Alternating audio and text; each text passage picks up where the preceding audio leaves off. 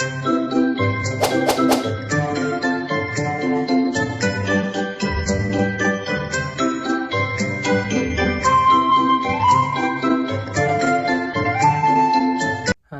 kembali lagi bersama saya Rizky Nugraha.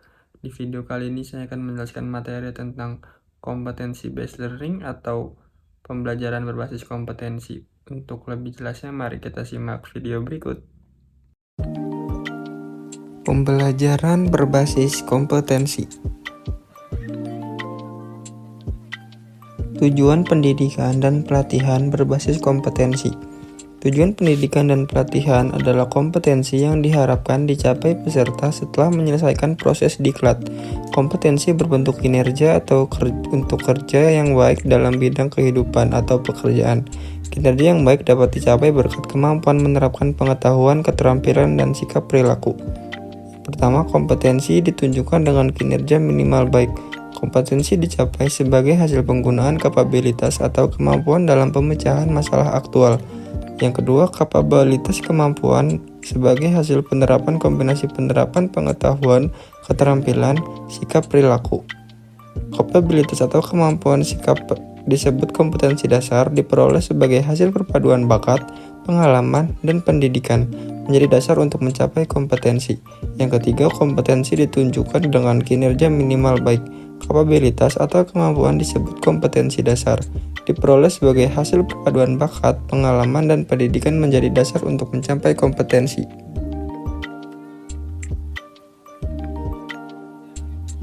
Yang pertama, kurikulum berbasis kompetensi. Kurikulum berbasis kompetensi adalah kurikulum yang ditunjukkan untuk menciptakan tamatan yang kompeten dan cerdas dalam membangun identitas budaya dan bangsanya. Yang kedua, kompetensi yang dikembangkan. Kompetensi yang dikembangkan berupa keterampilan dan keahlian bertahan hidup dalam perubahan, pertentangan, ketidakmenentuan, ketidakpastian, dan kerumitan dalam kehidupan. Yang ketiga, desain dan pengembangan sistem. Desain dan pengembangan sistem pembelajaran dengan seluruh komponen di dalam harus difokuskan pada tujuan pembelajaran yang berisi kompetensi.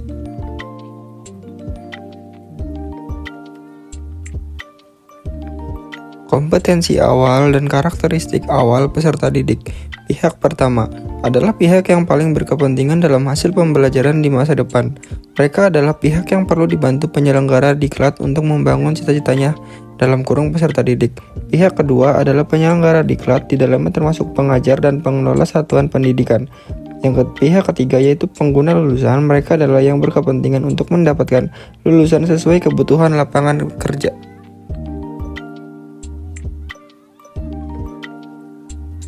Kompetensi dan pengukuran hasil belajar. Akhir proses pembelajaran, pengajar, peserta diklat, dan masyarakat ingin tahu bagaimana hasil pembelajaran. Desain pembelajaran perlu membuat alat pengukuran yang dapat mengukur kompetensi yang dimaksud dalam tujuan pembelajaran. Alat ukur yang dinyatakan valid dan alat ukur yang dapat mengukur sesuatu yang seharusnya diukur dalam kurung reliable.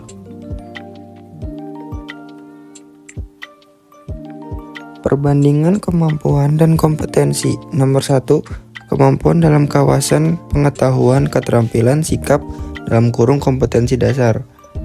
Pertama, kemampuan menjelaskan cara membuat proposal penelitian. Yang kedua, kemampuan cara menulis laporan penelitian. Yang ketiga, menguraikan cara penggunaan peralatan laboratorium fisika dengan baik. Yang keempat, menguraikan cara sopan santun dalam kehidupan masyarakat. Yang kelima, menguraikan bentuk perilaku gotong royong sesuai ajaran Pancasila. Kemudian yang kompetensi, yang pertama membuat proposal penelitian yang baik. Yang kedua, membuat laporan penelitian yang baik. Yang ketiga, menggunakan peralatan laboratorium fisika dengan baik. Yang keempat, berperilaku sopan santun dalam kehidupan masyarakat. Yang kelima, bergotong royong sesuai ajaran Pancasila.